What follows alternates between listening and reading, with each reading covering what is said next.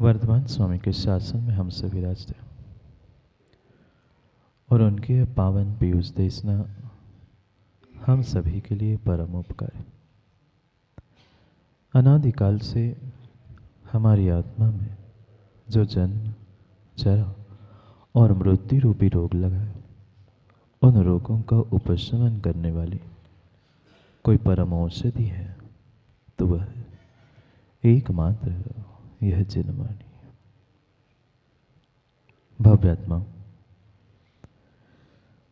ये संसार जितना विचित्र है उतने ही यहाँ के लोग अद्भुत हैं। विचित्र संसार और अद्भुत लोगों की इस संसार में, इस ब्रह्मांड में कमी नहीं है। जितने जितने लोग हैं, जितने जितने ये संसार में रहने वाले अपने आप को धर्मात्मा कहने वाले हैं, वास्तव में उनकी पहचान कह दो या उनकी प्रवृत्ति कह दो, दोनों के दोनों अद्भुत है। धर्म तो हर व्यक्ति करना चाहता है और लगभग करता भी है, पर शायद धर्म के मर्म को कोई नहीं जानता। किसी ने अपनी चर्म की प्रभावना को धर्म कहा, किसी ने धन संपत्ति को धर्म कहा और किसी ने पता नहीं और कितने कितने क्रियाओं को धर्म कहना प्रारंभ किया। कुछ लोग धर्म डर के मारे, भय के मारे करते हैं और कुछ लोग धर्म लोभ के पीछे करते हैं। समझना, जो दिन भर में 24 घंटे में हमने पाप किए हैं, पाप करते हो, 24 घंटे हमने जो पाप किए हैं, उस पाप से मैं नरक ना चला जाऊं, इसलिए सुबह उठकर पूजा पाठ, अभिषेक, दान करते हैं। कम से कम हम 24 घंटे पाप करते हैं तो एक आध घंटा तो पूजा पाठ, दान करनी चाहिए। अगर नहीं करूंगा तो नरक निगोद में तड़पना पड़ेगा। ये डर था, धर्म नहीं था। कोई ये सोच के धर्म करता है कि मैं बहुत बड़ा धर्मात्मा कहलाऊंगा, मैं इतना दान दे दूंगा, मेरा जगह जगह पर पटिया लग जाएगा, तो मैंने कितना काम किया था, ये पूरा संसार, पूरा ब्रह्मांड पहचान लेगा। ये लोभ था। जितना धर्म आज तक तथाकथित धर्मात्माओं ने किया है, मात्र डर के पीछे या मात्र लोभ के पीछे। धर्म के तथ्य को, धर्म के मर्म को न समझा है, न जीवन में किसी ने उतारने का प्रयास भी किया है। कुछ डर के मारे धर्म करते हैं और कुछ डर के मारे धर्म से दूर होते हैं।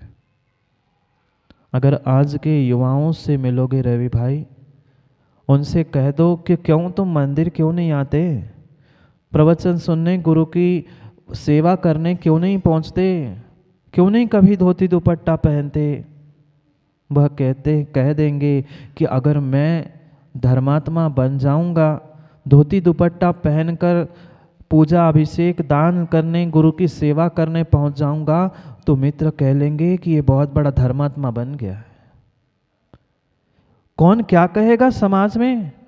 अगर बहुत अच्छा धर्मात्मा बन जाऊंगा, सुबह से उठ के पूजा करूंगा, तो मित्र कहेंगे ये अब मित्र नहीं बचा है, धर्मात्मा बन गया है, हमारी मैत्री टूट जाएगी। धर्म से जुड़ने के पीछे भी डर था और धर्म से दूर होने के पीछे भी भय था।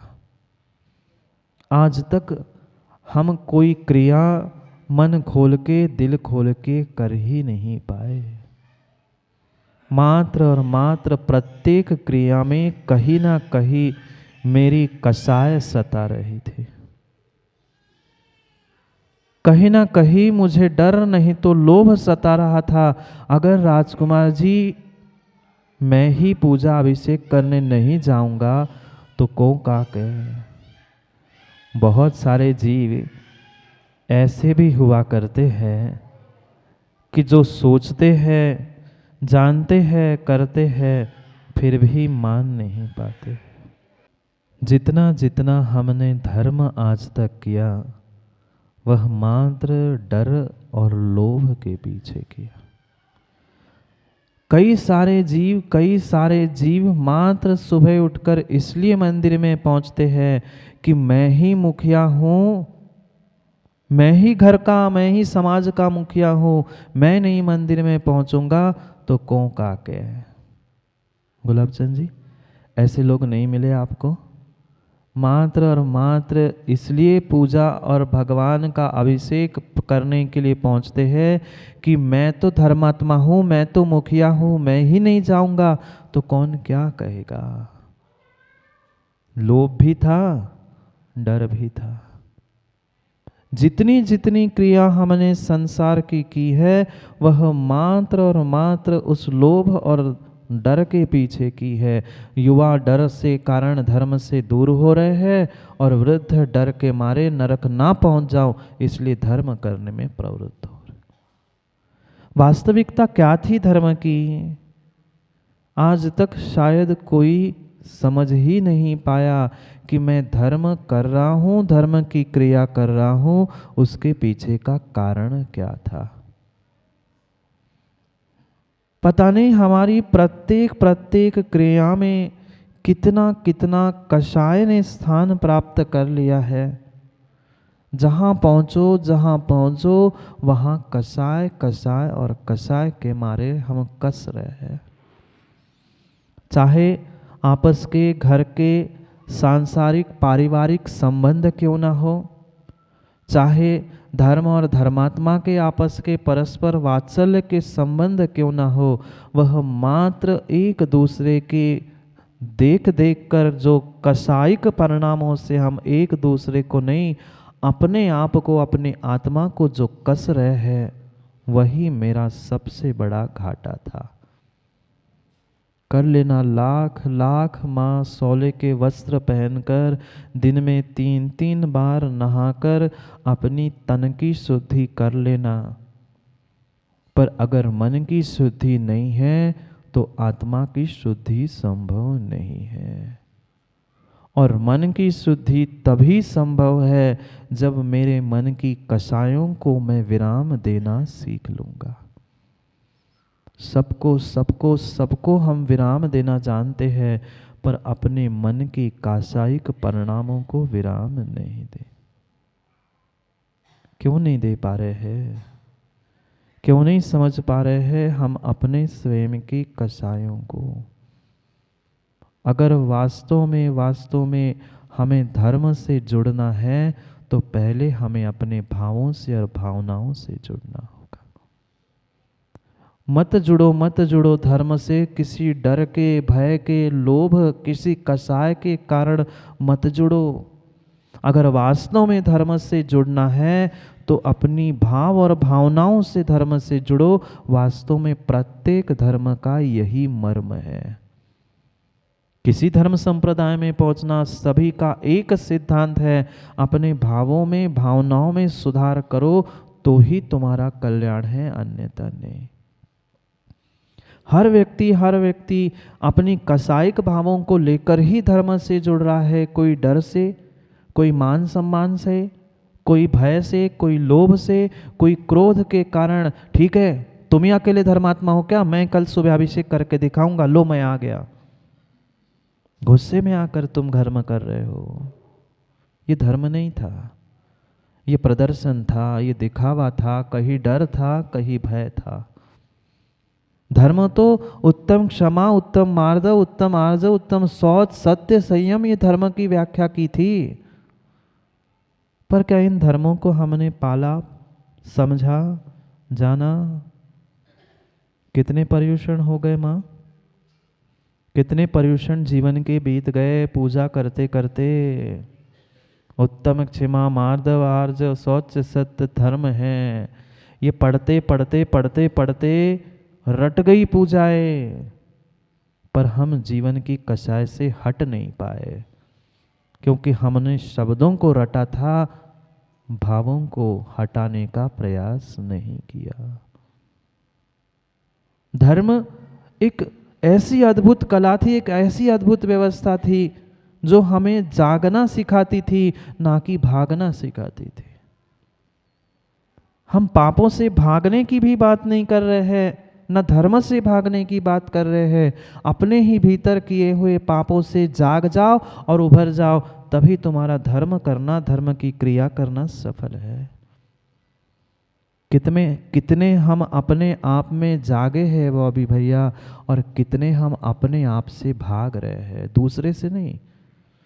धर्म से, धर्म क्रियाओं से, धर्म आयतनों से व्यक्ति तभी भागता है जब अपने आप से भागने का वह प्रयास करता है।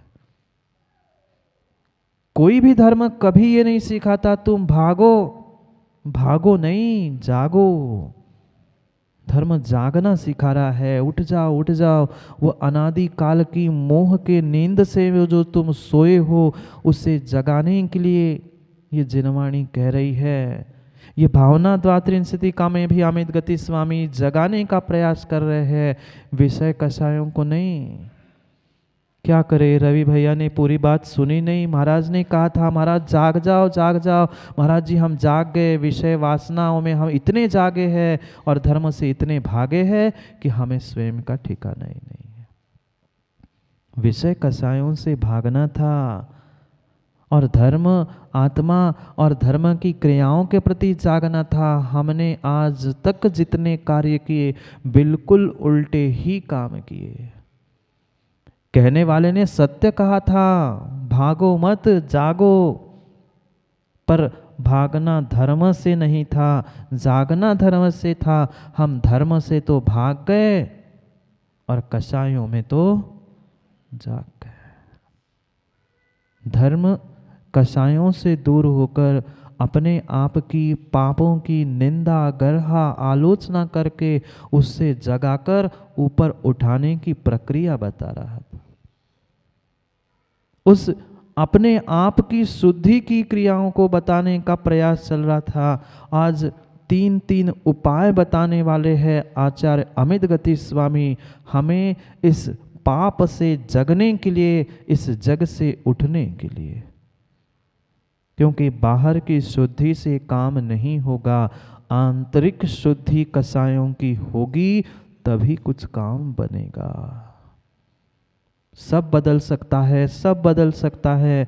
दिन में एक नहीं, दो नहीं, चार चार बार माताओं आप अपने वस्त्रों को बदल सकते हो, पर अगर कषाय नहीं बदली है तो तुम्हारा वस्त्र बदलना किंचित भी काम का नहीं है।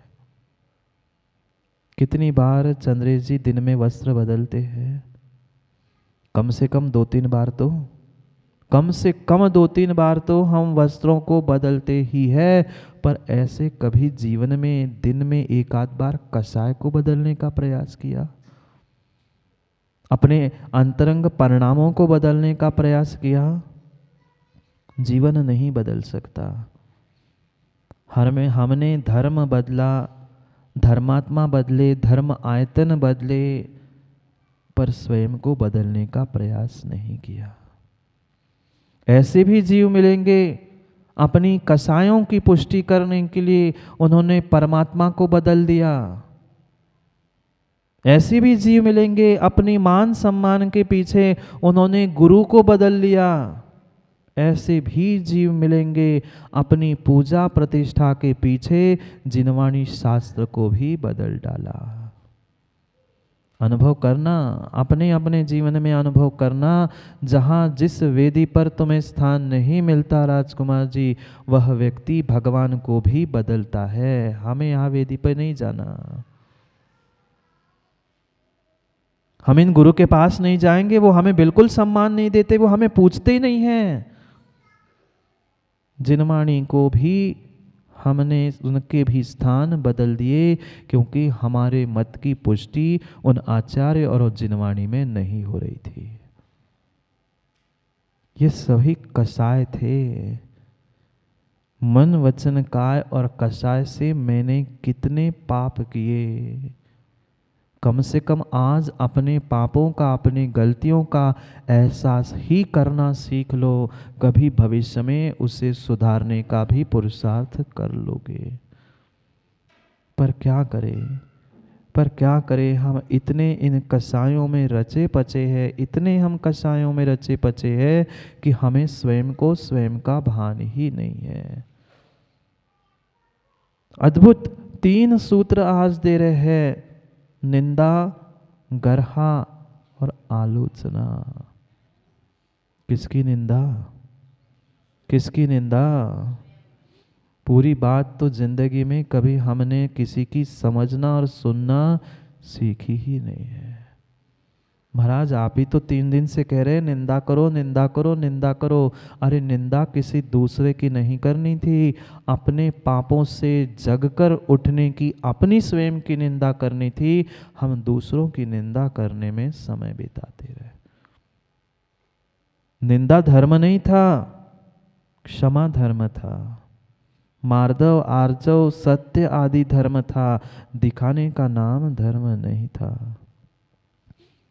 कई सारे जीव होते हैं जाकर क्षमा मांगेंगे, दूसरे के सामने, गुरु के सामने प्रायश्चित लेने का भी प्रयास करेंगे, पर भीतर ये छल कपट चल रहा था, मायाचारी चल रही थी, दुनिया ने पाप करते हुए देखा ही है, अब जाके गुरु के सामने क्षमा याचना कर लूँगा, आलोचना कर लूँगा तो दुनिया पुनः मुझे धर्मात्मा कहने लग जाएगी। ये तुम्हारी निंदा आलोचना नहीं थी, प्रायश्चित प्रतिक्रमण नहीं था। क्षमा भीतर का धर्म था, दुनिया धर्मात्मा कहे इसलिए क्षमा, निंदा, स्वयं की आलोचना करने गुरु के चरणों में मत पहुंचना। प्रायश्चित लेने के लिए भी जीव गुरु के चरणों में निहाल चंद जी पहुंचते हैं, 10 मिनट सोचते हैं मैं कैसे कहूँगा, इस गलती को कहते समय मैं कैसा मुंह बना लूँगा जिससे गुरुजी मान ले हाँ वास्तव में ये गलती का एहसास कर रहा है। अगर ऐसा सोचकर मुंह बनाकर वहाँ पहुँच रहे हो तो तुम धर्मात्मा नहीं हो। दिखावा चल रहा है, मायाचारी चल रही है कि लोग पुनः कह दे, गुरु मुझे फिर से मानने लग जाए कि हाँ ये सच्चा शिष्य है, पर गुरु गुरु होता है। ये आलोचना के दोष कहे गए हैं। आलोचना के 10 दोषों को मूलाचार आदि ग्रंथों में लिखा है कि अगर हम छल कपट करते करते आलोचना कर रहे हैं, निंदा गर्हा कर रहे हैं, तो जितना हम सफाई करना चाहते हैं उतनी ही गंदगी फैला रहे हैं। क्या माँ नाली के पानी से कोई नहाता है? क्या नाली के पानी से वस्त्र स्वच्छ होंगे? देख लेना करके, जितने स्वच्छ थे उससे दुगने गंदे होंगे।